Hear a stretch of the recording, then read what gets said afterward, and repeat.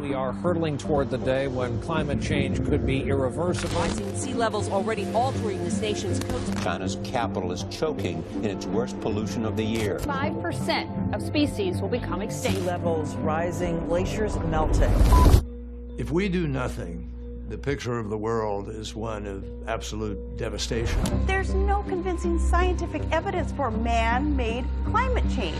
We're spewing 162 million tons of human-caused global warming pollution into it every single day, as if this is an open sewer.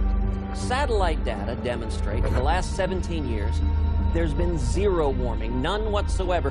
It's why, you remember how it used to be called global warming? And then magically the theory changed to climate change? Sure. The reason is it wasn't warming, but the computer models still say it is, except the satellites show it's not. We are in the beginning of a mass extinction, and all you can talk about is money and fairy tales of eternal economic growth. How dare you? Drill, baby, drill. Drill, baby, drill. You can have the best capitalism and global capitalism in the world, but if people are dead, they're dead. It's over. Enough is enough. The world is at a breaking point. Catastrophic climate change, biosphere collapse, and a global energy crisis have been met with apathy, denial, and despair. It is going to take everything we know and love. Like clockwork, our corporate overlords present us with two untenable options. Submit to an Orwellian itinerary of energy rationing and population control, or ride the status quo into the abyss. Both sides are right, and both sides are wrong, which means both sides are missing a critical piece of the puzzle.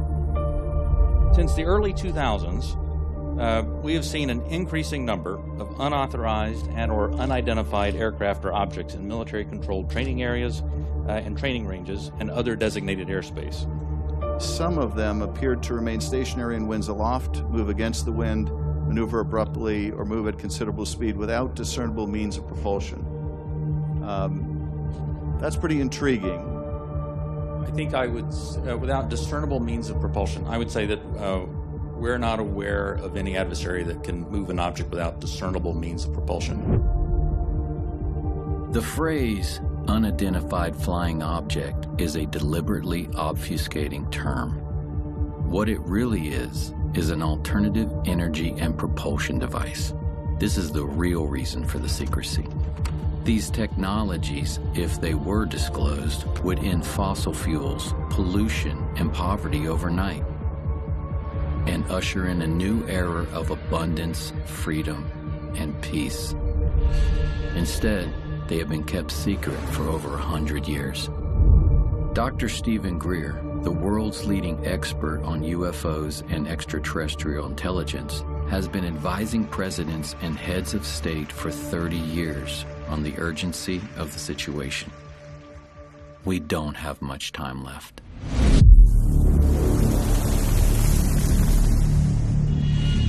What is this lost century? This lost century is literally 100 years, more than that now, of technologies that have existed that have vanished. I mean, I was just recently in a meeting in Washington with the people who manage the black budget of the United States. They have no access to this material because between the late 1800s and now, the ingenious inventions and sciences that could have moved us off that extinction level path that we're on have all been ruthlessly suppressed, confiscated. And the only way that's going to change, it is not going to change in Washington. It is not going to change in a large corporation. Unlikely. It's going to change by us, the people doing it. So it's about us.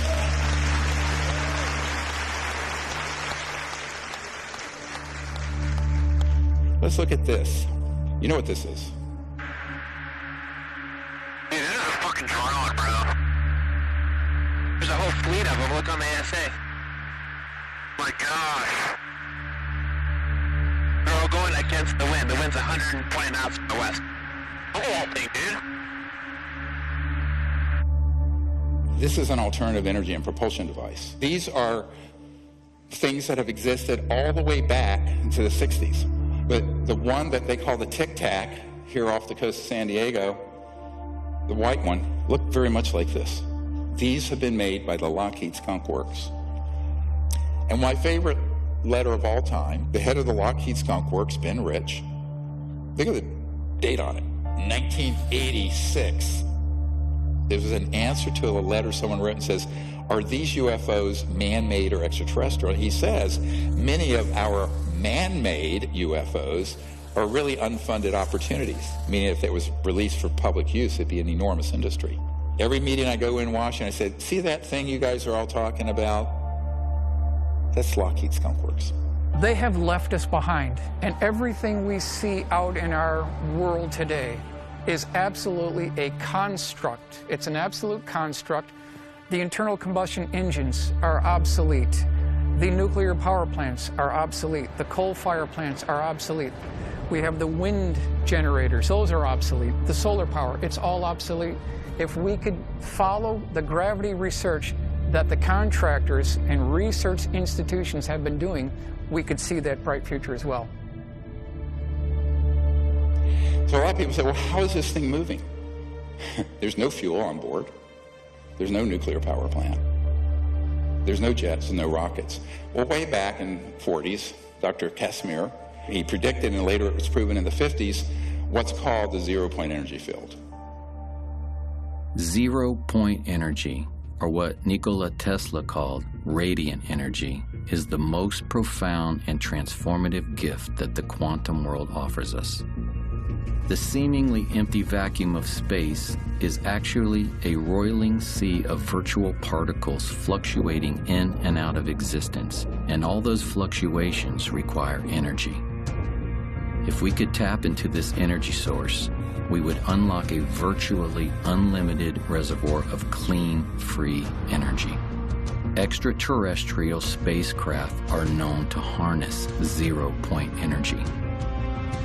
U.S. scientists is understanding what this was. It was an energy device that used zero-point energy. That's what they referred it to as zero-point energy. And it was connected in such a manner that this device could power, from a very small flashlight or a very small watch up to a city. And power was determined by what the demand on it was. The implications of free energy go far beyond bringing monthly electric bills to zero or running a car without gasoline. Most of the cost of making anything, from growing food to building a skyscraper, is the energy of pulling raw materials out of the ground, shipping, processing, shipping again, and so on. If the cost of energy goes to zero, the cost of agriculture and manufacturing becomes negligible. Other critical solutions, like water desalination to end drought or air purification, both of which are prohibitively expensive due to energy costs, would suddenly become viable in a free energy paradigm. A new world where humans live in perfect harmony with nature is possible within our lifetimes. But this would mean the end of oil, gas, and coal, as well as the centralized power grid and the global macroeconomic system, which will stop at nothing to protect the hundreds of trillions of dollars at stake. The consequences of keeping all this secret. We're in the process right now of doing something that I've termed planeticide, the deliberate killing of an entire planet with malice aforethought through greed and stupidity and power. All the damage we're going to see in a few minutes, totally avoidable. Every bit of it since the 1920s at least. And we can prove this. I'm afraid that the term planeticide is all too real. The ecocide doesn't really say it.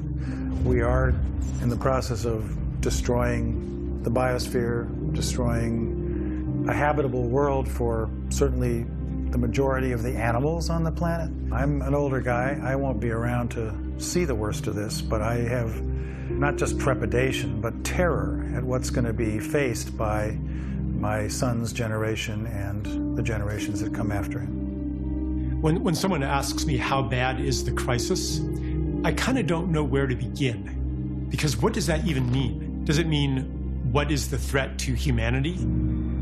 Have we reached some kind of tipping point? There are certain things that get under my skin or that especially alarm me. And one of them is the insect holocaust, for lack of a better word. The precipitous decline in the number of insects, the number of species, the total biomass of insects. A lot of studies put that decline at 80%. When I was a child, when we went on a long drive, especially in the summer, like we'd have to have the windshield wipers on from time to time to clear off the bug splatter. Like you just don't have that anymore. Insects are like the foundation of the terrestrial food chain. Like you can't have a thriving ecosystem without thriving insects. This is the 6th great extinction that's happening on the planet, and it's 100% man-made, all of it. We have to all awaken, because of what's happened, I think we're like a frog being boiled slowly. And suddenly we're going to wake up and find out, it's too late. 150 species every day go extinct. Now, these aren't all animals, they're all kinds of species. The planet has been dying at human hands for a long time. A naturalist I like, J.B. McKinnon, he calls the world a 10% world as kind of a poetic expression of how much life has declined. So there's maybe 10% of the whales that there were 500 years ago, and the seabirds and the wetlands and the mangrove swamps, and the fish biomass. We don't even know what we have lost, although in some level we feel it. This is part of the despair, part of the alienation and the anguish that sensitive people feel. Ice caps are melting. The oceans are certainly going to rise. It could rise by as much as 20 feet if we have the big ones melt. This is all the way back in 1958, and there was a full-page color ad in Life magazine. Everybody was reading Life magazine at the time. And it's by an oil company which was the predecessor of Exxon, which was called Humble. Each day, Humble supplies enough energy to melt 7 million tons of glacier. Here they're bragging about it in 1958. So this company gets rebranded as Exxon in the 1970s. And in July 1977, they have a meeting inside Exxon headquarters where their chief scientist, James Black, is showing slides that are warning that burning fossil fuels are going to eventually endanger all of humanity. They know this in 1977. Present thinking holds that man has a time window of 15 years before the need for hard decisions regarding changes in energy strategies might become critical. Well, those 15 years were up in the early 1990s. Look at this. How long ago was it recognized that this was a disaster? Senior scientist Exxon, 45 years ago. And actually it was known before then. This is insanity. This is a civilization gone mad. These companies have really not been held accountable. We've lived in a fossil fuel economy now for more than 100 years. And it's just been accelerating. The amount of wealth has been increasing. You have situations now where the head of ExxonMobil goes on to become the Secretary of State, Rex Tillerson under President Trump. And I'm an environmentalist. A lot of people don't understand that. I think I know more about the environment than most people. So there is really very little accountability that exists. Many scientists, such as myself, have discovered that there are very concerted, well-oiled machines that provide false information, even to scientific and academic programs. It's called capture, where they try to rationalize away this problem and everything's fine. One company, Exxon alone, has funded more than 40 different groups to keep alive its campaign to deny the worst impacts of climate change. There was a guy named Martin Hoffert, and he's a professor of physics at New York University, a consultant to Exxon for their climate modeling during the 1980s. And he said this: the advertisements that Exxon ran in major newspapers raising doubt about climate change were contradicted by the scientific work we had done and continued to do. Exxon was publicly promoting views that its own scientists knew were wrong, and we knew that because we were the major group working on this. This was immoral and has greatly set back efforts to address climate change. Here's a case where the Canadian government ordered the scientists not to disclose the extent of it. So what you get in the media is a very sanitized version of this problem, which many people believe we may have already gone over the edge of the red line, how far we can go without a safe return to a sustainable civilization. China is the world's biggest greenhouse gas emitter by a huge margin. And if there's anything clear so far coming out of this year's Communist Party Congress, it's that coal is having a bit of a revival in the world's second largest economy. A senior energy official said China will give full play to coal as ballast in the country's energy mix. Why are we digging stuff up out of the ground when we haven't needed to burn coal since about the 1920, 1930 time period? Here's your solar panels. I had to replace my solar panels with more, and they all end up in a landfill and they're toxic. You know, we're working in a paradigm, whether it be fossil fuels or what is being proposed as new energy, that isn't going to work. I'm certainly not opposed to renewable technologies, but you know, they are dependent on weather.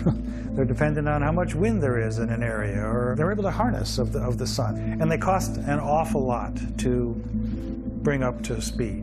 No environmentalist wants to see vast landscapes converted to biofuels, or pit mines to mine silver and cobalt and lithium, wind turbines that kill birds and mar the landscape. This isn't what we signed up for. But this is what happens when we abdicate our relational care for every place and ecosystem and being on Earth and transfer that onto yet another quantitative cost-benefit paradigm. And you have lithium fields. The amount of pollution from these lithium mining operations for lithium-ion batteries in your Tesla, not to mention they catch fire periodically. Now, fair enough, I'm an emergency and trauma doctor. Gasoline cars catch fire more. I can tell you some horror stories, which I'm sure you don't want to hear. And then we have this whole morass of how we're living, you know, on wires that we haven't needed. And so the entire system is set up to benefit a relatively small number of global oligarchs and financial interests that we absolutely have to say enough. They've had 150 years to do this. If we want to live among other life in the future and not in a concrete hellscape where we retreat into virtual worlds to compensate for the loss of what is alive, then we have to change our ways. And we have to start acting from our care for life. Most of you know that there are these nanoparticulate plastics that are in the entire food chain. They cause cancer, they disrupt hormones, they damage your brain. And why? Well, if we had quote-unquote free energy systems from what we're going to describe as zero-point energy field, you would never have to have anything wasted because you have 100% recycling because the cost of the energy would be zero. And then we have all these famines happening around the world because of the absolute social injustice of a system that is driven by greed and scarce resources. When, as Tesla pointed out, there's an infinite amount of energy to be tapped in what has now been quantified as the zero-point energy field. How do you tap it? Now, mainstream science says it can't be tapped. It's there theoretically. Not true. And you're going to find out how untrue that is.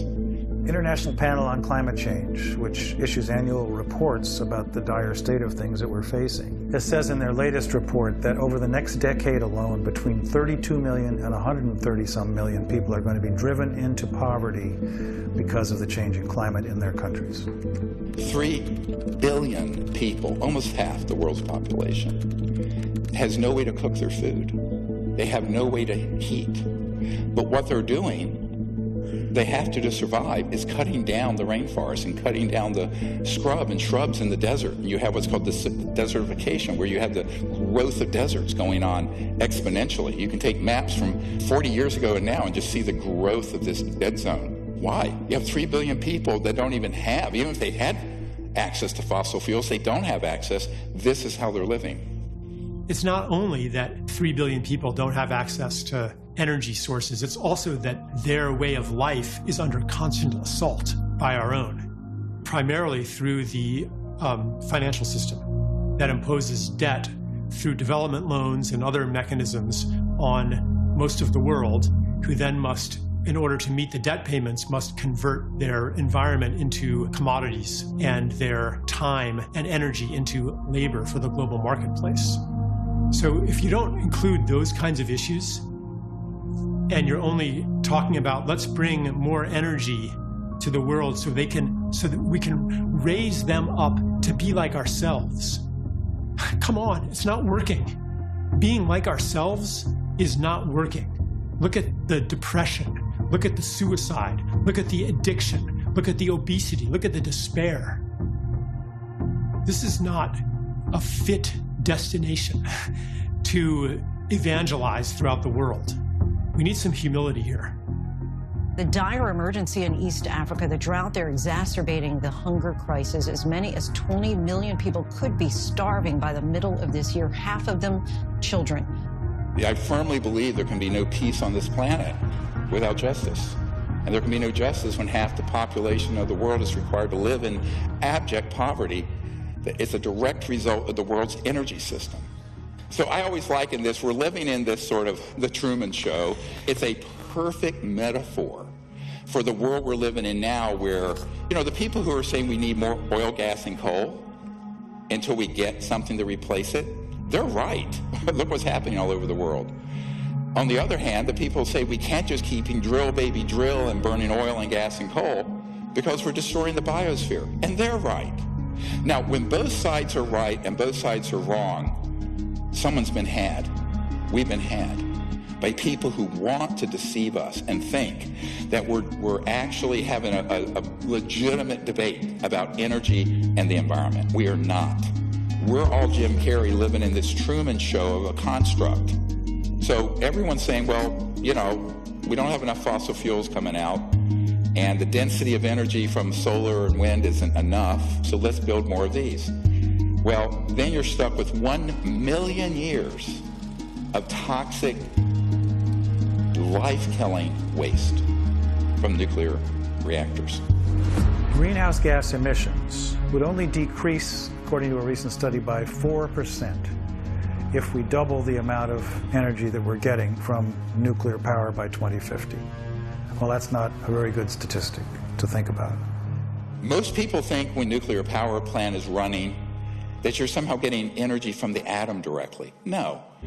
What you're doing is splitting the atom, as it were, creating a lot of heat that boils water, heats water. It turns a steam engine like a choo-choo train in 1849 coming out to the gold rush in California.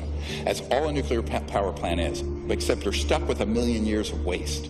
And this is the other problem. The distribution of the power from the point that you have the primary source, by the time you generate it, transmit it through the inefficient transmission lines, and then you're wiring in your device or your home, you've lost at least 66%. So 66% of the energy is completely wasted. So here's your energy grid. 12% is a new renewable.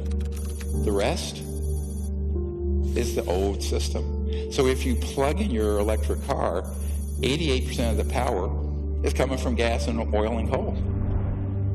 The entire world is running on an energy paradigm of scarcity, meaning that there's never more energy than we generate, and we lose that energy as we move it around and deploy it in different ways. And so energy is expensive, and energy is difficult to get to remote areas. And that energy is important because it's inputs in growing food, and it's inputs in manufacturing, and it's inputs in the economy, and it's inputs in all of these things that make people's lives better and that solve the problems that desperately need to be solved on the planet right now. Over-unity is a very simple idea. It's that you're getting more energy out of something than you're putting into it.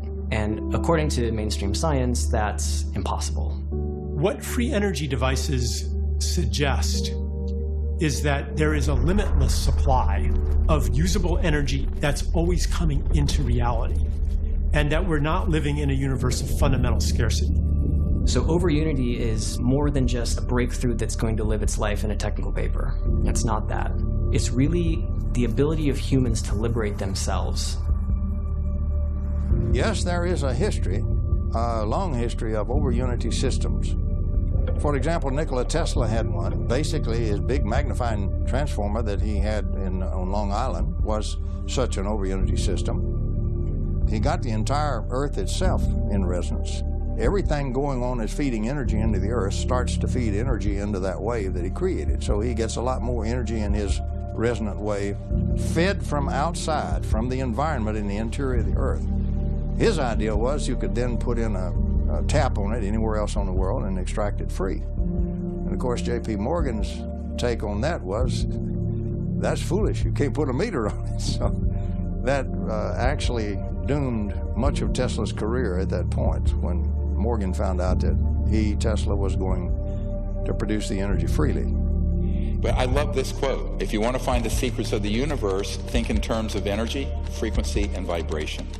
Now, the reason he said that is that when you use what's called a very high voltage system, you can tap in to what Professor Casimir called the zero-point energy field. Some people call it the quantum vacuum. Other people, like Professor Dirac, modestly called it the Dirac Sea. And we just tested a device last month in the Arizona desert, you'll see in a moment, that is based on that. Nobody is really trying to get, for example, over unity, more energy out of something than you put in, because it's assumed that that is impossible. Well, that might be impossible, but only if you don't really understand the fabric of reality itself. They just can't believe it, especially engineers, because I know how we were taught, right? There is no vacuum energy. You're just a kook when you think so, right? If they took a little more physics, they would go, well, maybe. It's not a small thing. It's not a matter of finding proof for some technology, for some invention, and convincing everybody of it. You can't convince somebody of something that so totally contradicts their basic assumptions about the universe. But what if there's a pool of energy available to us that we didn't even think was possible because we're operating on these 100-plus-year-old assumptions? We can't find this excess energy simply because no one's looking for it. So-called empty space isn't really empty at all. It's actually full of energy. So instead of being like kind of a quiet, empty lake, it's more like the froth at the base of a waterfall or something. But when you go to look at the numbers, you find out that there's enough energy in the volume of a coffee cup to evaporate all the world's oceans if you could get it all of it. And here we have a car from 1921 running without a plug. Now look at this old car. And it was pulling energy out of, they just said out of the environment. They couldn't quantify what, but they had the correct frequency, and this had a battery and some wiring, and it was running around without being plugged in. Memo to Tesla Motors, go and research this and get rid of your plugins. And this is one of my favorite, 1902, a farmer and engineer named Stubblefield with Tesla. He had something they called the Earth battery, or the Stubblefield battery, and it had rods going into the Earth and some wiring, and it was picking up this magnetic flux field of the planet, and he was running his farm, and Tesla was there with him. 1902. So when I say 100 years, lost century, no. I do not wish to talk about it myself, but I've been a victim of quite a bit of suppression. So has any other legitimate researcher in this area. The government is protecting the industry, the oil industry, because they're in bed together. Tremendous amounts of contributions for politicians come from these huge companies, and these huge companies have been covering up for years what we're doing to the planet. Today, we don't have so much big kingdoms. We have cartels. We have a whole set of cartels in an area, interlocking corporations, and behind this, we have a few people who are quite wealthy and who own most things. Any time we have a very powerful cartel or set of people that control a lot of things, that resists any means of changing its inflow of control and its inflow of funds and money and its power. You know, everybody's trying to be the big monkey. It's really as simple as that. Here we have all the methods. Some of these are common sense, but every one of these are ones I have encountered and investigated personally with geniuses, engineering geniuses and physics geniuses, but strategically impaired inventors. Black shelving. So someone comes along, they offer you $20 million for your device, it's a corporation, they put it on a shelf. Boom. National security orders. We're going to show you one from a man we just met with. Patent seizures. Financial entanglements from investors because they're doing their whole business and legal strategy wrong. Legal entanglements where they end up in court. Threats to the individuals. I had a guy under contract building one. All you had to do is have some thugs come in and say, you, your wife, you're dead, you stop this. And he stopped. And then scientific fraud. The more powerful the agency, the more powerful the group, the more powerful the cartel, the more they will resort not only to legal means, but to extra legal means to suppress their competition. For example, the greatest espionage in the world is industrial espionage between one corporation and another right here in America. They're the ones that hire all the spies and the spooky equipment and everything like that by far more than the intel agents do. And it's not one cartel, so there are many, many groups in energy, and each of those has become very powerful in its own area, and each one does not wish to see simple little electrical taps pulling out enormous energy from the vacuum. They would much rather see you burning a lot more oil and so forth. So there's something nefarious afoot. It kind of makes sense from, right, I'm threatening oil monopoly and things like that. I said pretty early on, the problem is suppression. It wasn't really, how do I make a free energy machine? It's, how do I not get suppressed? Because what's the point? If you make it, you're just going to get clobbered. And then you have a really big one, media corruption. Where why doesn't everyone in the world know these things have existed? Because, as you'll see in a little bit, the media at a certain high level have operatives from the intelligence community who kill stories on demand. And then the worst, of course, wet works. It's not totally mafia type stuff. It's not like, you just flat get shot. There's some of that.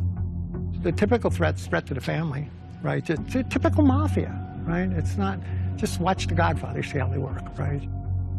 There's an interesting record of people that have come up with new alternatives to the oil and gas industry who have met untimely demises. I don't know if you'd say that's true in terms of Nikola Tesla specifically, but he was hit by a taxi cab back in the early 1930s and didn't die immediately, but then died alone in a hospital room a few years later. When they found out that Tesla had passed away in the Hotel New Yorker, they came in, they had the manager of the hotel open the safe, and they took all of Tesla's papers. So here you have an actual FBI document, and the Department of Defense is demanding they turn over what they seized in 1943. Now, this used to be an urban myth. Oh, well, he had these secret inventions and papers, and the government stole it. No, it's right here. That technology and what was in those boxes, what was written in those papers, we do not know, and we may not ever know. So they go in, the FBI takes it. Here the Department of Defense, years later, is saying, we want all those papers that you confiscated in 1943 upon Nikola Tesla's death. And then you have just flat-out patent confiscation through national security orders. Look at this. This is 12 years ago. 5,135 inventions seized under national security orders. In 1971 list includes patents for solar photovoltaic that were subject to restriction because they were more than 20% efficient. The most efficient solar panel you can get right now in 2022 is 22.8%. These were way past that in, how many years is that? 51 years ago. Okay, we're not talking about an extraterrestrial spacecraft or anti-gravity or gravity control. We're talking about just a super efficient solar panel. Those are confiscated. This is one of my favorite statements of this report. One may fairly ask if disclosure of such technologies could really have been detrimental to the national security, or whether the opposite would be closer to the truth. Yeah, we hear the words vital interests of national security. Well, what we're really talking about there, in terms of Iraq, for example, in the early 2000s, which was all trumped up. There were no weapons of mass destruction. That's what was being touted by the media, Sir Judith Miller at the New York Times and others, to justify what we were doing to get rid of Saddam Hussein. But in fact, the only national security implication of that was the oil industries, what they get from it. But again, what does national security mean here? Oil, gas, petrodollar, Goldman Sachs, JP Morgan Chase. That's the national security in the abused, corrupt system. It's a policy that the military seems to feel is necessary for national security. However, at this point, we often wonder, 50 years after World War II and the Cold War, whether such sequestering is necessary, especially when fossil fuels are a major cause of global warming. So here we have a man. He was fired, Dr. Tom Vallone, he's a PhD physicist. He was a patent examiner, and he saw these amazing technologies being confiscated. This is not a conspiracy theory. And he blew the whistle. They fired him, because he saw things that would save the planet. Now, this is way back in the 80s or 90s. Patent sequestering, which is actually called secretizing, public needs to know at least that every major military agency has a representative at the Patent Office. Patent Office in its current approach is it's actually breaking the law. It's trying to make happy the physicists who are with American Physical Society, to keep them in power with their ideas, you might say, and withhold from public use good inventions that could solve our problems, like the energy crisis. Boeing had just finished some work on some propulsion system. Boeing had done it for the Air Force, and they finished the job. And then they applied to their customer at the Air Force for permission to use it on Boeing's commercial airlines, and they were denied. An example of the ongoing suppression of things that seem to be innocuous, and a slight improvement in technology. So, T. Henry Moray had a device, no input energy once he got it set up, output 50 kilowatts. He had multiple assassination attempts and finally was bankrupted in his lab. This was the 1930s. There is absolutely no question that T. Henry Moray had a system that produced about 50 kilowatts out of a 55-pound box. There's all kinds of skullduggery that happened there. The Russians even tried to kidnap him at one time. It reads like a James Bond movie, but it's real. It really happened, and it really happened here in the United States. Here's a friend of mine. He was a Wright-Patterson Project Blue Book guy, but when he retired, he built a device that you could put on the air intake of a car. This is in the 80s, where you would get anywhere from 20 to 40% more range, miles per gallon, on conventional. I treat air, and out of air, I make it more than just providing oxygen for the combustion process. There are combustion-stimulating molecules and radicals generated in this process. Thunderstorm in a bottle. He had his lab vandalized, everything stolen, bomb threats, etc. This is a colonel who put his entire life savings into something in the 80s that would have been a game changer. But it wasn't a free energy device. It wasn't something just running out of the 0 point. It would have just gotten more efficiency and cleaned up the air. The Environmental Protection Agency is a bit of a dictatorial police agency. They call themselves a protecting agency, but they are a police agency. EPA cannot approve a fuel-saving device. They put out reams of documentation stating that something will not work. This gentleman actually took a device from a Russian immigrant and another and kind of packaged it. He didn't actually understand it that much. And you had 26, almost 27 watts going in, 7,460 watts going out, and tested and verified by multiple labs. Gray started developing this idea 8 years ago. For the past year and a half, he's been trying to get someone in the U.S. government interested. So far, he's had little luck. Gray says he's been getting the same reaction he got 30 years ago when he first proposed his theory. Get this guy out of here, he is crazy. But Gray says it's paranoia. The scientific community isn't willing to accept teachings opposite all previous learning. And the military aerospace industry is afraid to admit decades and billions of dollars worth of research have been wasted.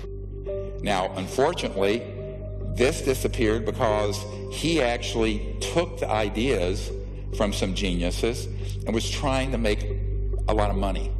And so his became, I'm calling this crazy inventor syndrome. It's not very nice, but I mean, it's kind of crazy. And here's why it's crazy. They think I have the best thing since sliced bread, and the world's going to be the path to my door. And they don't realize they're going to have corrupt interests from the national security state, corporations, and all kinds of other people stop them. So they think they're going to do a normal investment and normal venture capital and patent it, or keep the secret sauce of how it works away from everyone. And in every single case for 100 plus years, they've taken that knowledge to their grave. You've seen The Paranoid Inventor, plenty of stories on those guys. It's my precious.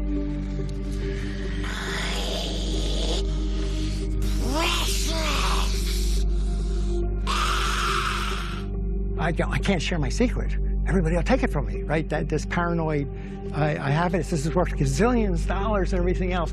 And they're so naive, they have no idea. At first, they think they're the first, right? Have no idea the history of this and what happens to the others.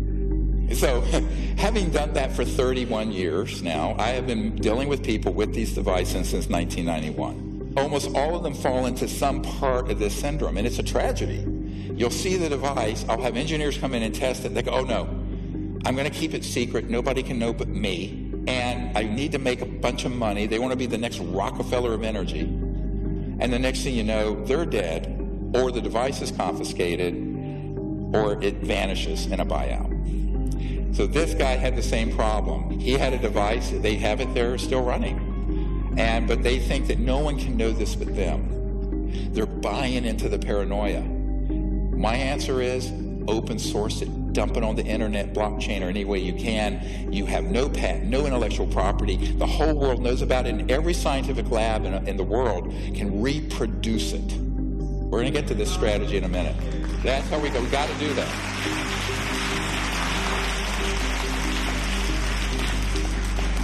Because the very definition of insanity is doing the same thing over and over and expecting a different result. That's attributed to Einstein. But how true is that here?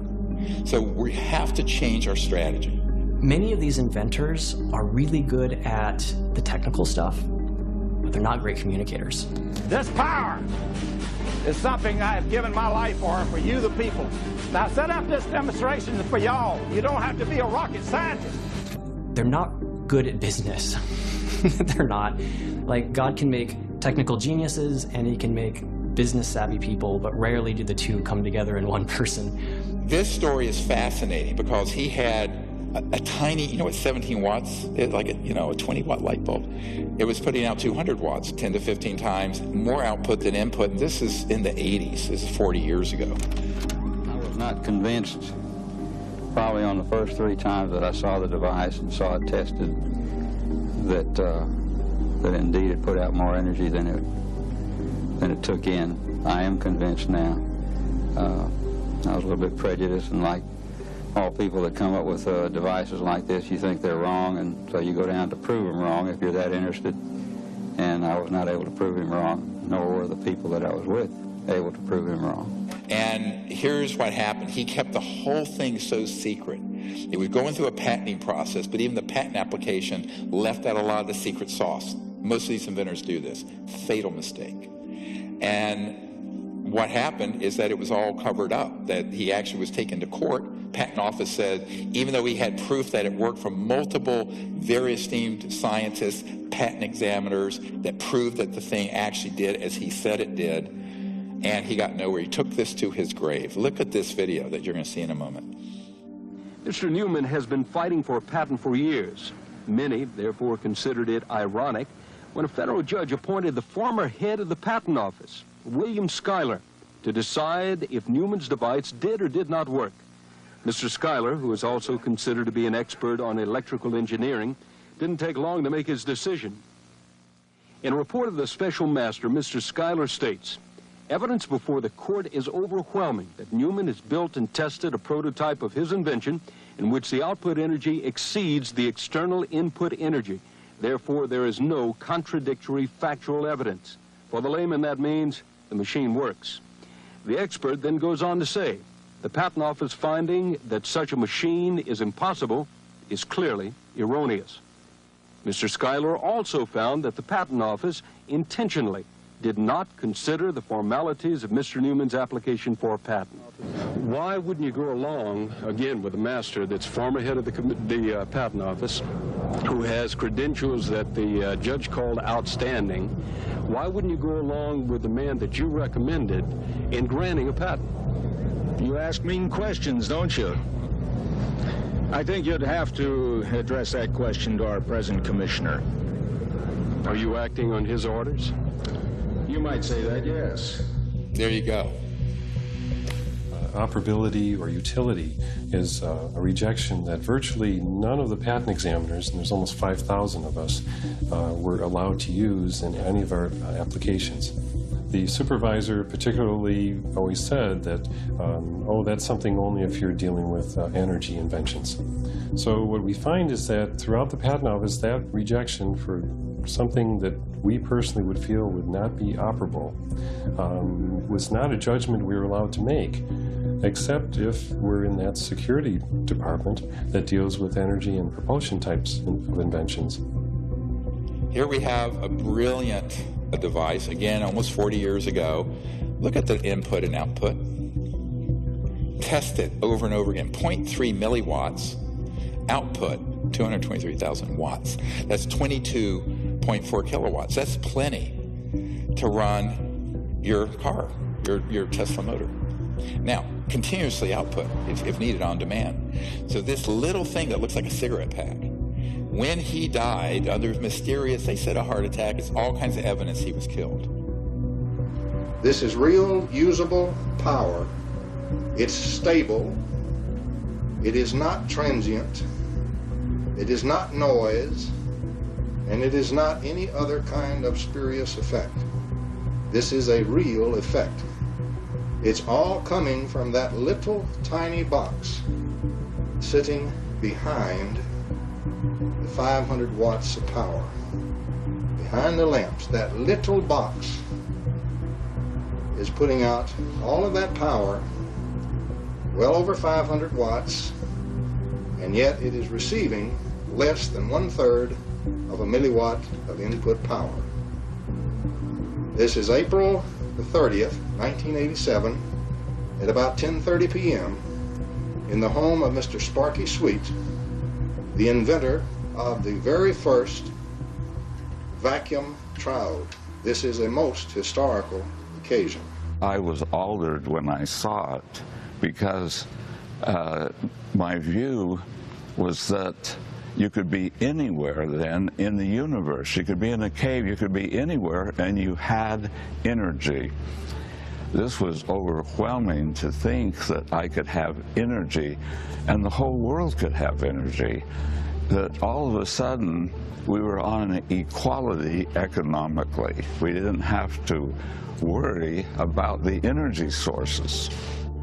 The rest of that power is coming out of the surging energy of the vacuum. And this little box that you see right here, solid state, no moving parts, is the vacuum triode that's doing this very practical and historical work. He was shot at once with a silenced rifle from about 300 yards. The only thing saved his life was he was an old guy and very feeble. He was stumbling as he coming up the steps and he fell down. He just flat fell down on the steps, caught his foot and fell right forward. And as his head went forward, the bullet went right by where his head was. And of course, the assassin was never found. This guy called me up. He said, we really need your help. And I said, the only way you're going to do this is that you disclose it, all of it, open source it, get it out there. I will see that we get it out to the entire scientific community. He says, no, no, no. It's Gollum, my precious, my precious, my precious. And I said, dude, you're going to take this to your grave. He took it to his grave. Yep, it's gone. This very distraught lady, who's Sparky's wife, she's saying Sparky's dead. And that she said 2 strange men, she called them strange men, showed up at about 5 o'clock the night before And they stayed for a little while, and then they left, and Sparky, an hour or two later, having a cup of coffee and just killed over onto the floor, called the ambulance, and she was 75 years old.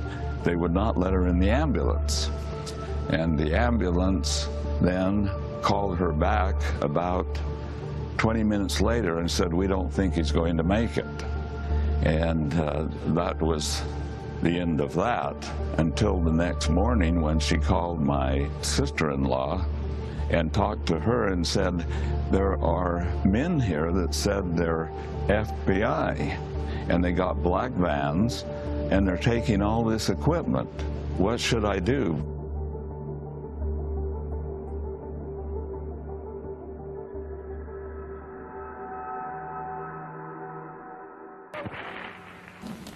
Good afternoon and welcome to this edition of Eyewitness Newsmakers. I'm your host, Doug Miller.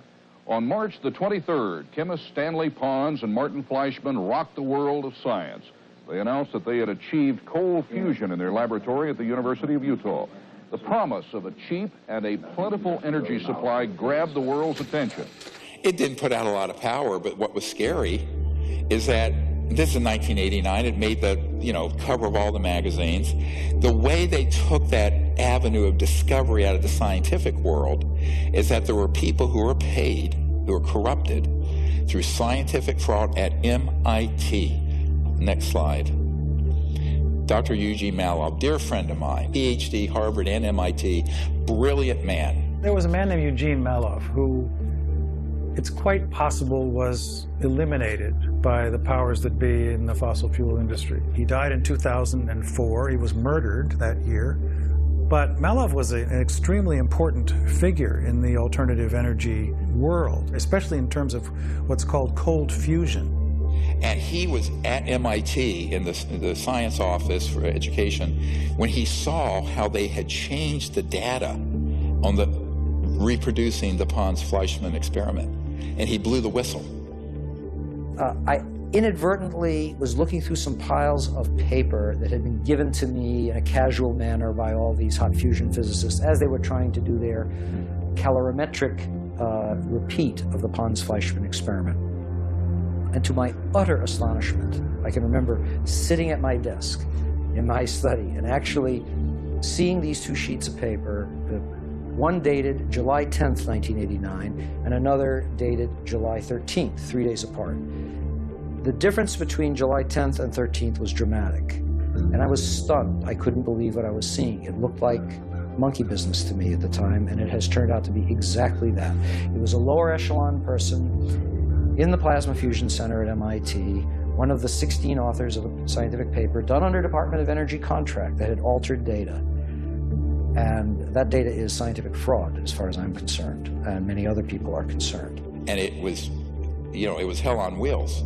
Finally get someone who brings him a 0-point device, solid state, no moving parts. And I said, Gene, we need to get this out to the public very quickly. Oh no, they want to keep it secret. I begged him and I begged him and I begged him and I begged him. He was beaten to death when he was over at his parents' home and was killed, murdered. Made to look like some thugs. They were thugs, but it wasn't a random murder. And the device vanished with him. Good friend of mine, dear friend. What we really had was a threat to the scientific establishment. The threat of it even being implied as real and having monies, shall we say, being diverted from their favored programs, and that was a threat. No question, there was an actual threat of that happening.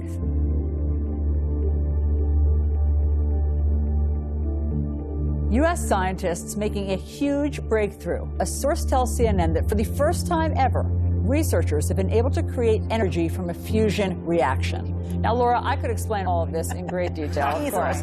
But basically, it's a giant step towards a clean energy future without dependence on fossil fuels. This is the first time, by all accounts, they've gotten more heat out than they put in. Not so fast. This supposed breakthrough, announced just as we were finishing this film, is a total distraction. The net gain, 0.1 kilowatt, is enough to boil a kettle of water and not much else. But what is truly baffling is that they are not counting the actual input required to power the lasers to get the machine going. When you count the energy it took to generate the fusion reaction, it's actually a 1,200 times net loss. Furthermore, fusion reactions can generate heat in excess of 3 million degrees, which would ignite the oxygen in the surrounding air if a breach ever occurred. Everything about this is, at best, wrong, at worst, fraudulent. So why is this fake solution being pushed by every media outlet on the planet, when we have had real solutions hidden in classified programs for 100 years? Different people have different devices. Of the ones that have promise, there's certain themes that keep re-emerging. The first theme is torsion physics. Torsion physics is a fancy way of saying something that spins like this and something that spins like this. Think of it as like an hourglass shape.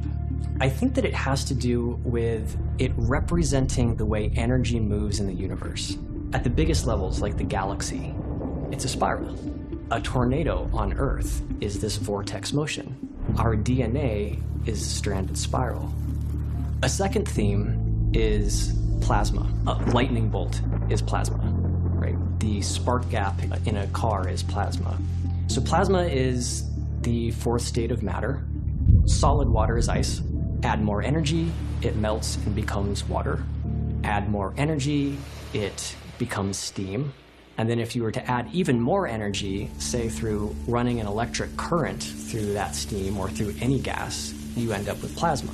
You can think of it as maybe this liminal state or in-between state between the physical world and the non-physical world, whatever that is. There's some evidence emerging that plasma can provide a shielding of inertia. So if you imagine that you're a UFO and you need to zip around at crazy speeds, you can't pump the brakes too fast, otherwise everyone's going to slam into the windshield, right? But if you had some sort of inertial shield around the craft, i.e. like a plasma shield, you might be able to eliminate the inertia surrounding that and keep the occupants safe. I think this is why the UFOs seem to glow. Plasma glows. A third theme is that of the ether. The conventional or mainstream understanding of the base level of reality is maybe the quantum sea, tiniest particles all bumping into each other. The ether conceives of this differently. It says that there's a kind of a fluid geometry that is the base layer of physical reality, and that to understand that fluid geometry is to be able to really understand electricity, magnetism, and gravity.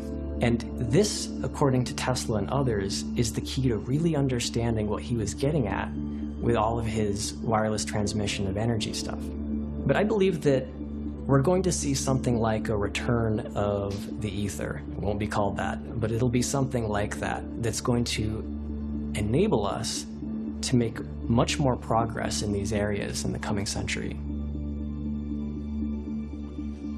This gentleman, he had a car that would run on water, but it had to be modified.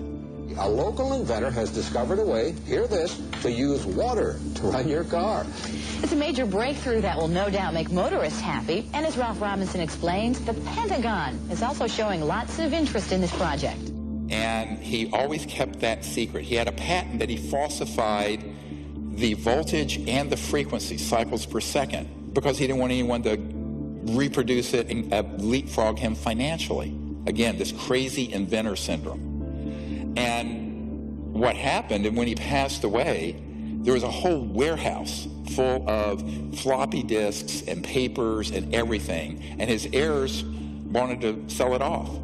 What people didn't realize is that this car was the least important thing Stan Meyer had. He had a toroid, and the toroid was a donut-shaped electromagnetic device that had had a national security order slapped on it. Because I was going to get it and openly disclose it. Though the scientific establishment may have ignored the likes of Meyer, the powerful military-industrial complex certainly hasn't. Over the past 10 years, Meyer says he's been quietly approached by many influential organizations who would never admit publicly to their involvement with him. This was a disaster. If we had a few $100,000 we were going to offer, but we made it clear we were going to open source it. Well, they had a group, an engineering group from Michigan come in, who had a lot more money because they had a big backer. And they were going to monetize it, keep it secret, try to repatent it, all the usual crazy ideas, which would be great if you're just developing a new software program, but not something that's going to change the world forever. Can't do it. They were working on a couple years. I get this hysterical call. He says, Dr. Greer, we need your help. We need your help. He says, they're on the run for their lives. They've been sabotaged. They've had death threats. And my advice was, forget about Gollum and be in my ring, in my precious ring. In this case, it was literally a precious ring. Just put it out there. I will help spread it. We will build these up independently, have labs tested, and you cannot put that toothpaste back in the tube. You squeeze it hard enough. He says, yes, you're right. It's probably the only way. But they think they can find a safe country to go to. I said, you're going to have to go to another star system, my friend. I literally said that. No way that's going to happen. So sure enough, I find out a few months later, I'm meeting with a high-tech guy in Orange County. That entire team was assassinated. The one survived. It was just crying like a baby in this man's office. Technology shows that we can release energy up to beyond 2.5 million barrels of oil per gallon of water and do it safely. So it gives us the ability to not only sustain and maintain the economies of the world, but also give us the abilities to handle the environmental pollution problems at the same time.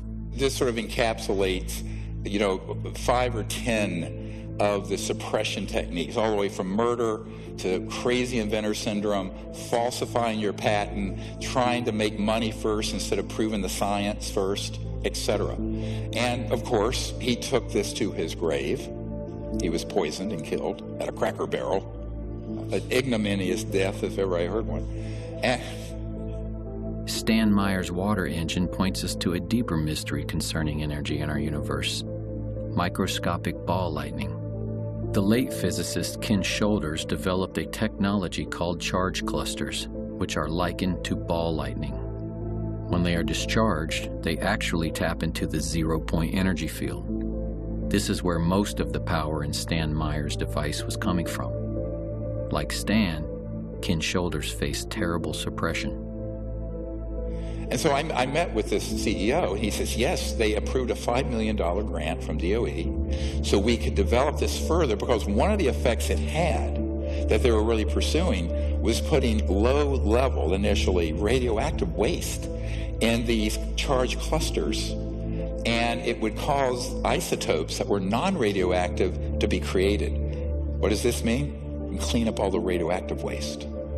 However, the phenomenon, the reason it was doing it was that it was actually activating, as it were, this baseline energy field that's at the fabric of space and time. And that's what they didn't want out. So in the rarest of events, that grant was published, and these vicious people who want to keep all this stuff secret went into the Secretary of Energy's office and said, pull that grant. And they pulled it.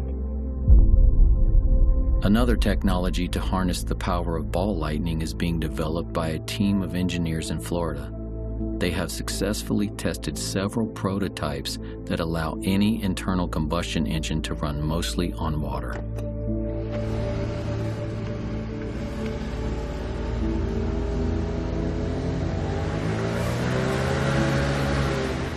It's a little quicker, huh? This is a phenomenal system, patented, but it runs internal combustion engines on water with a little bit of gasoline in it so you don't have to modify the engine. It won't rust. What this means is, with Stan Meyer, you really had to have a different kind of engine and spark plug and all that. This conventional spark plug engine, all of it, because it has enough of the lubricant oil in it that it won't just freeze up the engine. And this is really what he's doing. Stan Meyer, this device, and many of the others, Ken Shoulders charge clusters, they're creating these small microscopic ball lightnings that when they discharge are tapping into that zero-point energy field and creating the motive force. Boom! That's why the concussion from the thunderclap is so huge. There's a huge amount of energy that's actually sourced from the vacuum energy. All the dots connected. This is what's happening, right? So we need to make the thunderclap engine. Many times breakthroughs are made because the inventor or the scientist was inspired by looking at nature. The same systems and the same mechanisms that exist in nature that you can see can also exist in the devices that you build. So by trying to mimic that, you can tap into the intelligence that nature has already shown you when it comes to being efficient with the energy transmission mechanisms. Another current technology was recently investigated by Dr. Greer and his engineering team at an undisclosed location in the Arizona desert. 1, 2, 3, 4, 5, 6 magnesium alloy specially configured plates. This thing's the size of a nice-sized shoebox. The circuitry you see on the right is a misdirect because the guy has crazy inventor syndrome and thinks he can keep it secret and make $1 trillion. You don't interfere with the big, powerful people. You don't put them out of business. They're still in business. They still have those 50-year leases on the lines and all the power transformers. You'd be able to get one of my power plants, just replace a coal-fired plant, you know. But it wouldn't be big news or anything because I'm just selling the electricity to them, okay? And then they're going to say, wow, we're making more money at this plant than we are the others. So they're going to put them around, you see? They're not going to let me in. They're going to fight me tooth and nail. But I'm going to be very sneaky about it.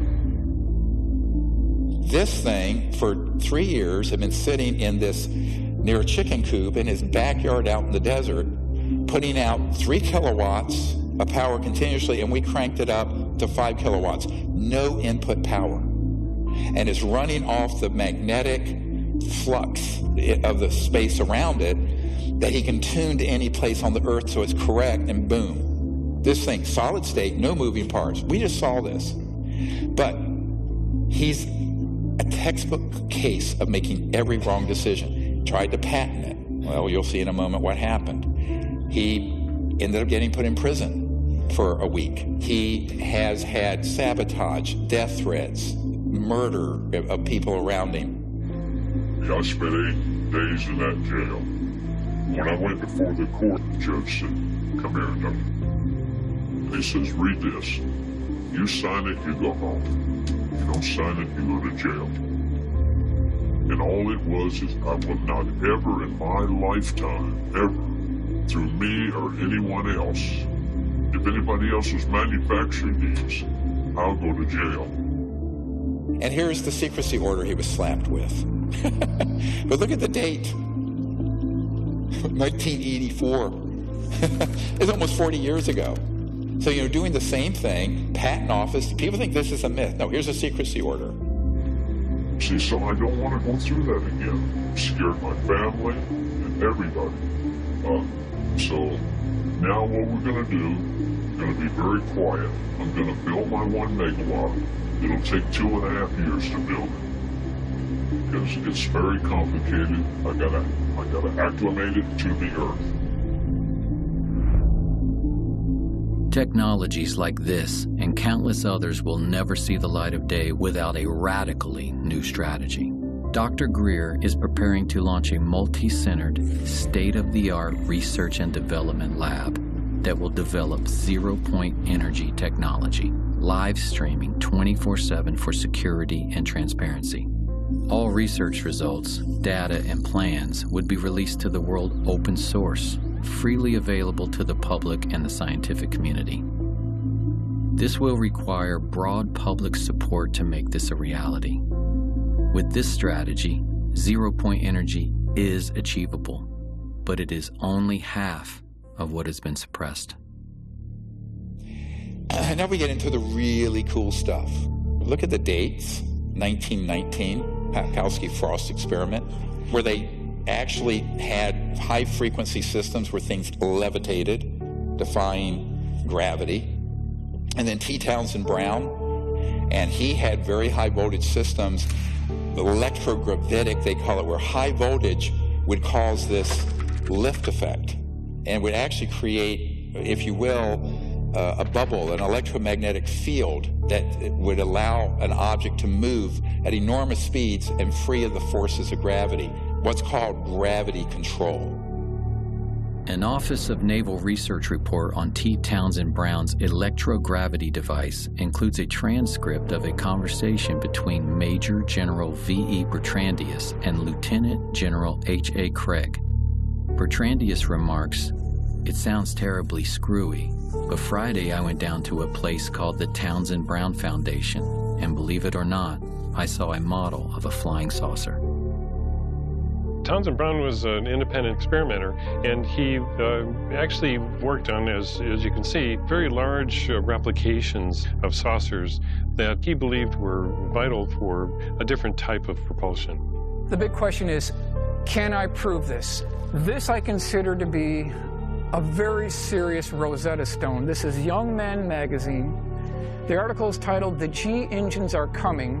By far the most potent source of energy is gravity. Using it as power, future aircraft will attain the speed of light. Now, in this article, they give you the names, they give you the time frame, they give you the dates, they give you the defense contractors, universities, and research centers that are actively pursuing cracking the gravity barrier. They talk about the Lear Corporation, the Sperry Rand Corporation, the Bell Aircraft Corporation, all trying desperately to crack the gravity barrier. And it's clear from the eyewitness testimony, they've done it.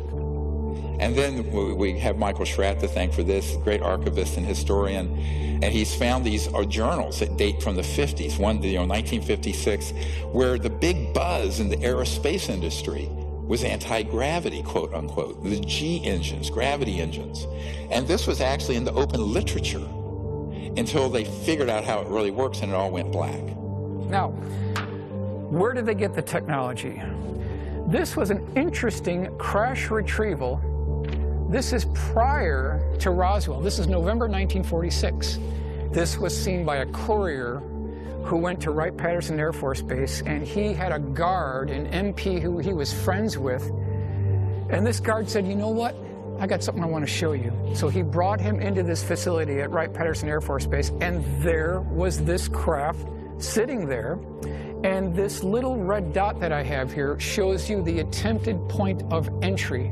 They were using a diamond tip drill bit to try to get into this craft. So the question is, if this is one of ours, why would they be trying to get into this? So is this the beginning origin point of a reverse engineering program? You know, some of the UFO crash retrieval material, we've looked at it and we found that the materials used are very strange. When extraterrestrial material is recovered through military crash retrievals and its metallic structure is examined under a microscope, the metal is so pure that we could not replicate it, even in a vacuum in space. This is because extraterrestrial crafts are not manufactured on a Ford assembly line the way humans would manufacture something. Everything in the material universe has a frequency and a corresponding sound vibration that creates and sustains its being. Extraterrestrials manufacture objects by first creating a resonant frequency. For instance, the frequency of a flying saucer. This is a sort of vibrational blueprint that interacts with the substrate of the physical universe, pulling into existence from other dimensions atoms and molecules that then organize and condense into the structure of the object being created. In this way, extraterrestrial material is literally manifested into being, like transdimensional 3D printing or Star Trek's replicator technology.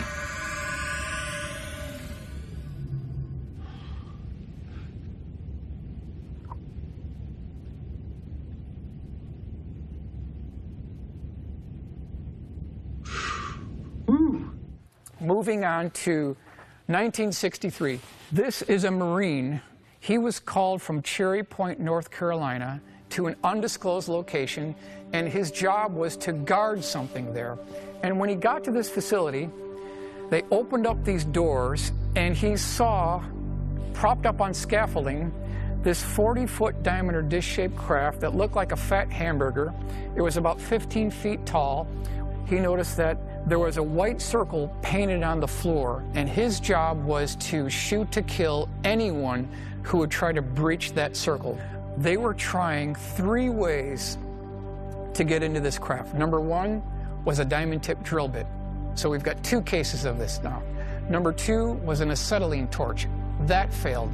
And then the final attempt was bringing in 2 18-wheeler tractor-trailer lowboy trucks that had these very high-voltage generating devices, and they were using a laser to get into this craft. In a previously unreleased interview with aerospace designer Brad Sorensen, Sorensen describes a secret air show that took place at Norton Air Force Base on November 12th of 1988. A classified military exhibit in which so-called alien reproduction vehicles were unveiled. The craft were hovering off the floor with no landing gear underneath and nothing supporting it from above. When asked, where did they get these concepts from, Sorensen states, they said they copied it. By the way, these went all through the solar system. The components, Mercury era, 1959 to 1960s, early 60s. So these were operational. When did we master gravity control, where these were being functionally built by classified projects here on Earth, not extraterrestrial? October 1954.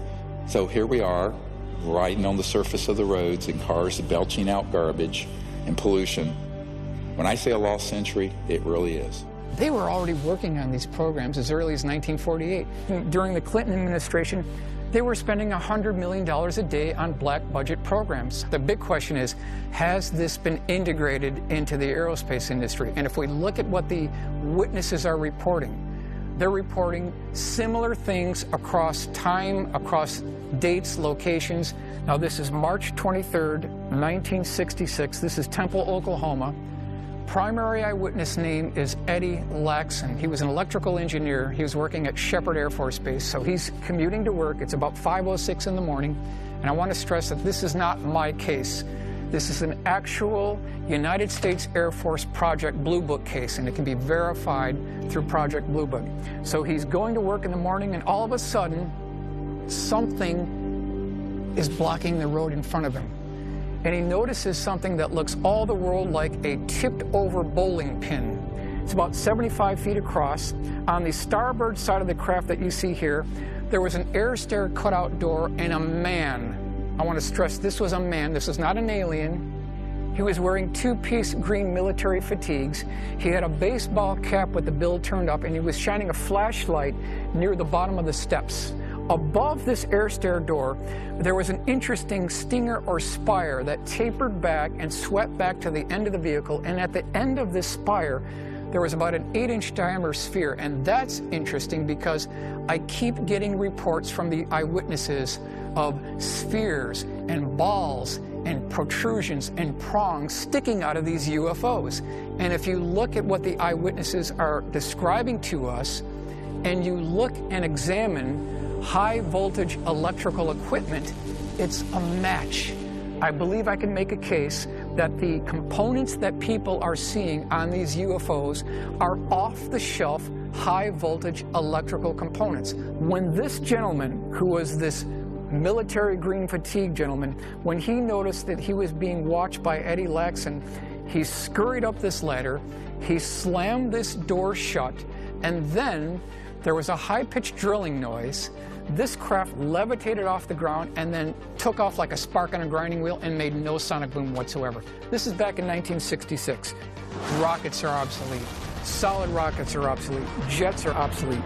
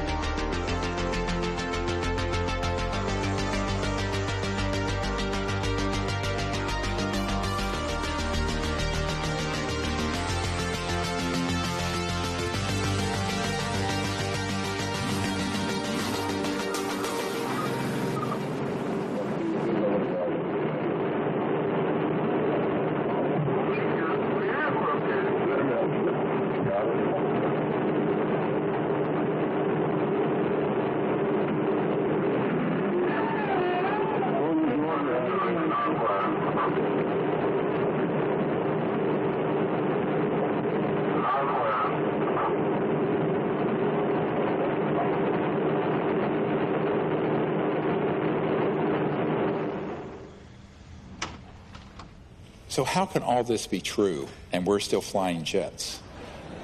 This Elon Musk tweeted this out.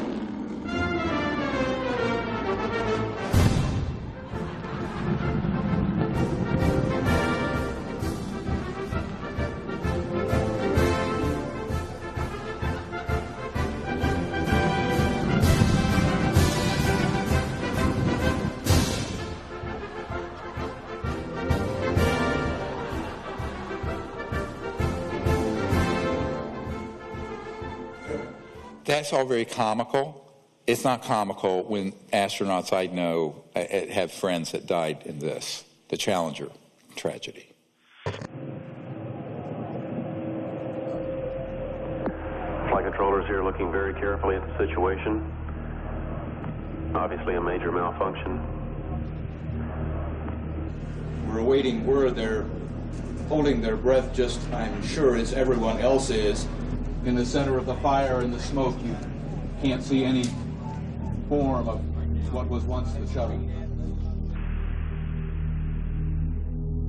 Here they are, going up on a Roman candle 40 years, 50 years, 60 years after we already had gravity control.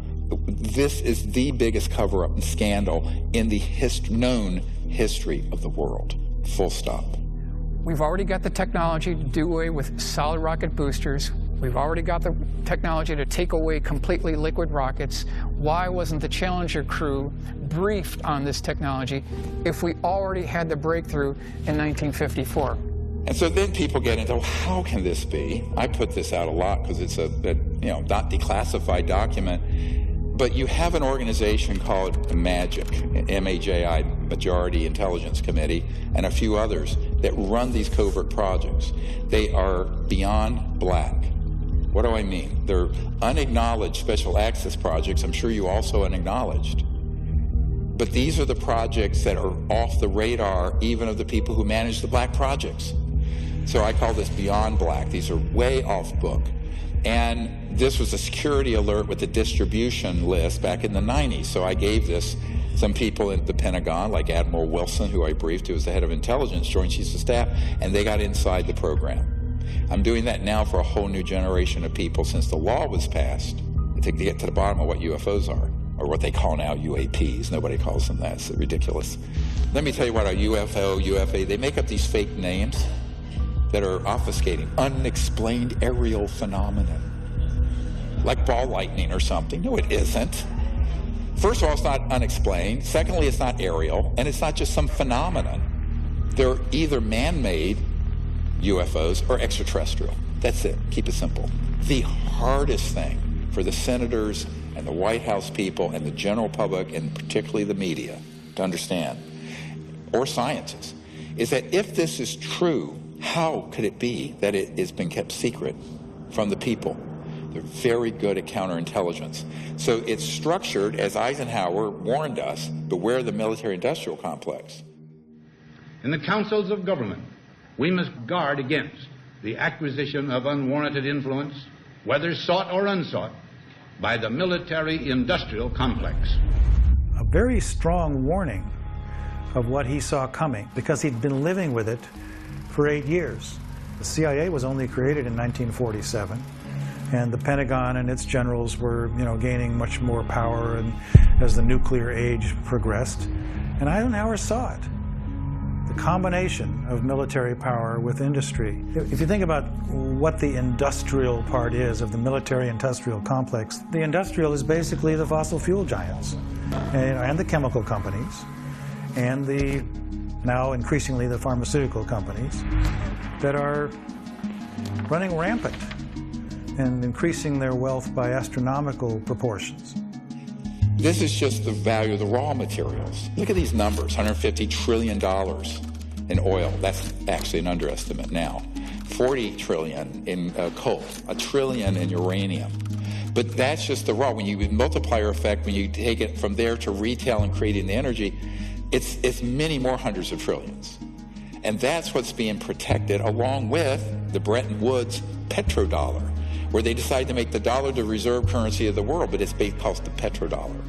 So the entire macroeconomic, global economic system is sitting on a crumbling foundation of the energy system we use. And it's going to have to be transitioned. It should have happened 100 years ago. Now we're out of time. The malefactors of great wealth, as Teddy Roosevelt once warned us about. Writing the laws, paying politicians to write the laws that they want. Why is that happening? Robert Kennedy Jr. wrote the introduction to both editions of my recent book, which was Horsemen of the Apocalypse Became Climate in Crisis in its most recent version. And he said this, which I think is quite apropos to what I've been talking about today. They work together in lockstep, coordinated by Capitol Hill trade associations, lobbying firms, captive agencies, and paid-off politicians to increase authoritarian control, to transform all of us into mindless consumers, to shift middle-class wealth to billionaire plutocrats, and to liquidate our Purple Mountain majesties and our entire planet. They have declared war on democracy and personal freedom.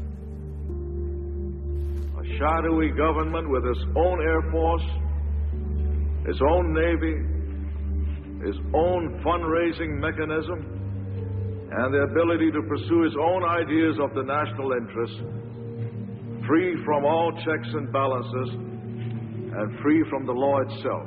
So get your mind around this. There is the government, constitutional government of the United States. And then there's this other secret government operation, which has more money, more power, more technology. It is a criminal enterprise. It is not sanctioned by the president, and it is not sanctioned by Congress. And yet they're using our tax dollars and are raping the planet and destroying the earth and impoverishing half the planet.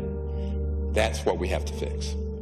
We've got at least 109 UFO crash retrieval cases. All we need is one to be correct. And if they exploited the technology associated with these craft and procure that and put it into our aerospace industry, they have made a tremendous breakthrough in aerospace technology that I think that our Challenger astronauts should have been briefed on, our Apollo astronauts should have been briefed on, and we could have avoided all of this obsolete technology, and we could all move forward to that wonderful world and are not basically bound to these oil industries. Some people wonder why we don't know more about this. Why isn't the media telling us what's really going on? We have about 15 billionaires and 6 corporations controlling 90% of the media in the United States. We've got AT&T, Comcast, Walt Disney Company, National Amusements, that includes Viacom and CBS News, and Fox Corporation. They rely on advertising revenue, and that's going to mean they're towing a certain line. This is a CIA document. It was released. I was surprised it was released, and it says that we have relationships with every major wire service, newspaper, news weekly, and television network in the nation. In many instances, we have persuaded reporters to postpone, change, hold, or scrap stories that could have adversely affected national security interests or jeopardized sources and methods. Here's another part of your Truman Show everyone's been forced to live in. The idea that we have a free press or that we have a free market economy. Pray tell any economist in here, I challenge you, how do we have a free market if the most important scientific breakthroughs of the last 100 years have been ruthlessly confiscated, people murdered, and kept off the market? No, it's a controlled economy. It's a controlled media. It's an abomination, and it's killing the planet. There were days when I wished I had never seen free energy. The amount of pain that you wake up at 3 o'clock in the morning because you can't do anything, and you know that pollution can be cleaned up. And everyone is on the same economic basis. And because you're powering everything with the free energy, you can do really what the philosopher Joseph Campbell said. He said to seek after your bliss. And I think that free energy does it. And so what do we do? Well, the current paradigm we just went through, the new would be unlimited abundance, no poverty in 20 years. There would be no poverty on Earth in 20 years with these technologies. Universal peace, because you're not fighting over everything now. And Earth in harmony with humanity and the biosphere restored. It's important to realize that the technology that is required to heal Earth already exists and has existed for a long time. That the problem is not fundamentally technological. If we came into coherence around the goal of healing Earth, we could do it in 5 years because the capacity of life to heal is just incredible. But we're just in the way of it all the time. I mean, even look what happens if you stop paving over a parking lot. In 5 years, cracks appear. Weeds are growing out of it. In 15 years, you see chunks of pavement here and there, and trees are growing. In 50 years, you don't even know a parking lot was ever there. In order to maintain Earth in a state of ugliness and unlife requires constant effort, because the power of life to live is so strong. That's what life wants to do. It wants to live. We only make 100 million cars a year.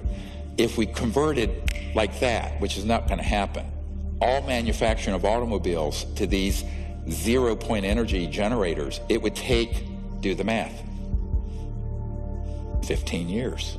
We barely have 15 years left. The date I've been given, 2035 to 2040, and we're done. The scale of the transition is almost unthinkable.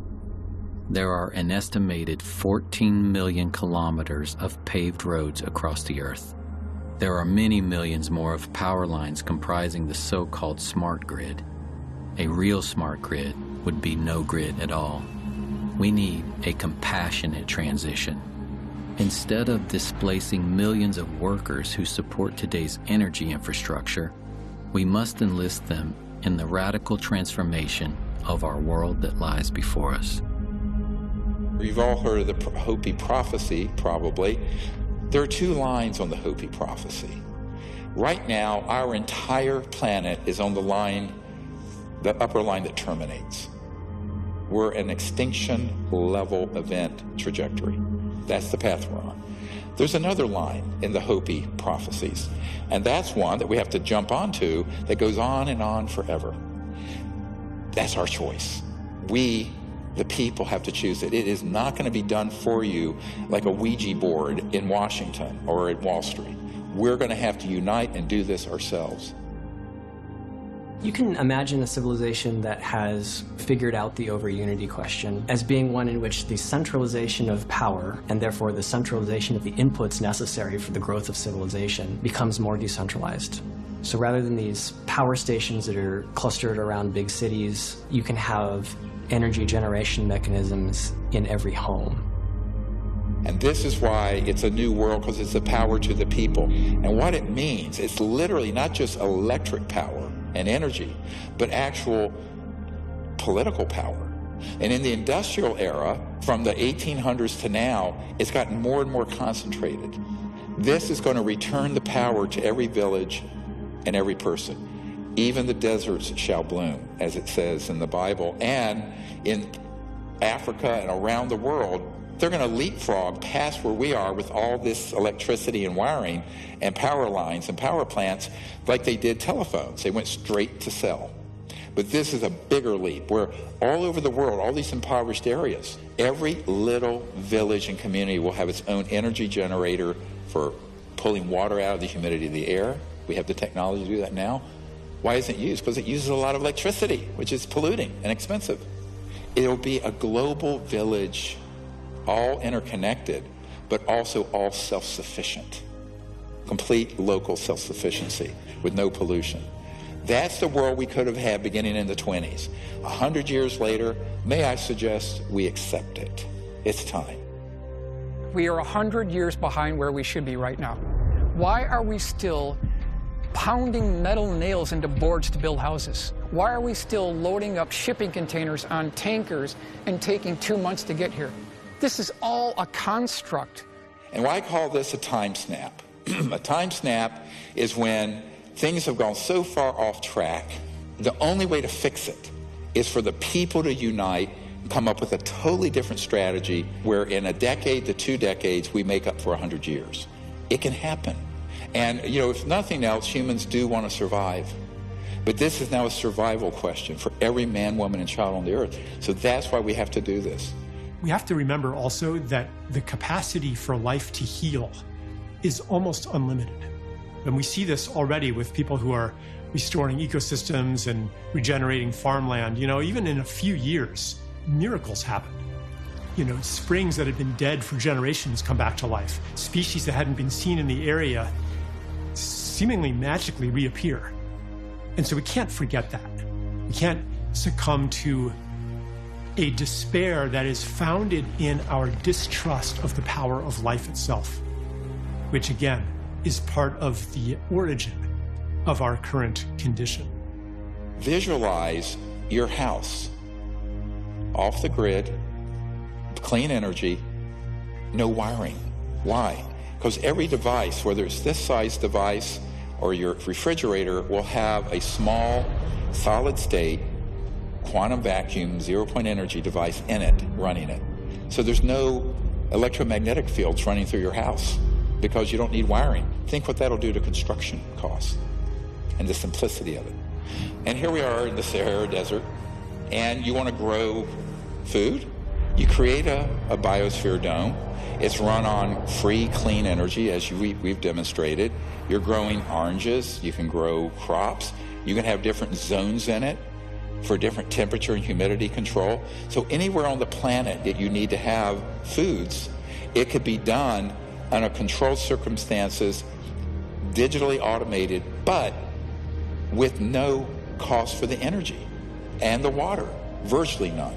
What that means is the food scarcity and starvation we're facing, that goes away very quickly in a 20-year period. Here's your typical street in your neighborhood, anywhere in the world. And as we bring these technologies out, the grid comes down. We don't need it anymore. When there's a snowstorm or hurricane or whatever, you don't lose power because you're not dependent on a grid that's going to be torn down by ice and snow and wind. You don't need wires. All these wires, the clutter of wires, you don't need them because every device will have its own source of energy. This could have been done decades ago.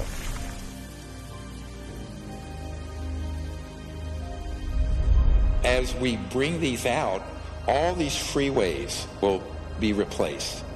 All the lines and power lines will go away. We can float above the surface. And in every city in the world, we're going to see this transformation, every village in the world. And then we have these cities, eventually where you're just floating, there are guided pathways, the ground is pristine, and then we're going out into space. So everyone remember where our destiny is. Our destiny is not just Earth, it's the whole cosmos. How is that going to be possible? The only way we're allowed to go outside our solar system is if we become a peaceful civilization. Otherwise, it's locked down. We are considered a planet that is dangerous and armed. Each one of us is very invested in the world as it is. We've built careers, relationships, and goals based on a world that doesn't include ETs and anti-gravity and free energy and healing devices and all this cool, abundant stuff. And so we need to understand and really know if we are ready for that investment to be disrupted. So one of the most powerful things that any of us can do is to look in our own hearts, imagine the world that could be, and ask ourselves, are we ready for that? If the answer is yes, then hold that readiness in your heart in all the excitement that it's due. If the answer is no, if there are some lingering doubts or fears or concerns, then go into that. Follow that. That's an important thread that you can follow back to something inside of you that needs attention. It's that obstacle that may be keeping us from living in this new world. At Rendlesham Forest in the Air Force Base in 1980, a roughly pyramid-shaped craft landed. You've all heard this account probably, but I'll recount it for you, and the part that's classified you don't know. There were these kind of luminous beings that literally teleported, floated outside this black pyramid and communicated with these Air Force officers. And the ET said, we are your descendants who have become interstellar, but we are from 500,000 years in the future. And we are now here. They basically materialized, time traveled to 1980 because this was a covert nuclear weapons facility that, if that had been disclosed, could have triggered World War III. And saying, you've got to stop doing this. If you stay on this path, we, your children's children's children's children, 20,000 years into the future, we won't exist. That was 42 years ago. So they have been warning these civilizations from other star systems. Some of them are our descendants, not all, but some are. The key thing to remember here is that the fact that that happened is a message of great hope. It means that there is a chance, a good chance, if we reach into our higher consciousness and we go forward with a strategy that isn't based on materialism and greed. This is a massive undertaking, my friends, but I'm convinced we can do it, but we have to completely rethink how we live, how we act, and the whole business model of what we're doing. And if we do that, here's the world we're going to have. We will be remembered as the generation that pulled ourselves off the extinction line of the Hopi prophecy and moved on to the one that goes on forever.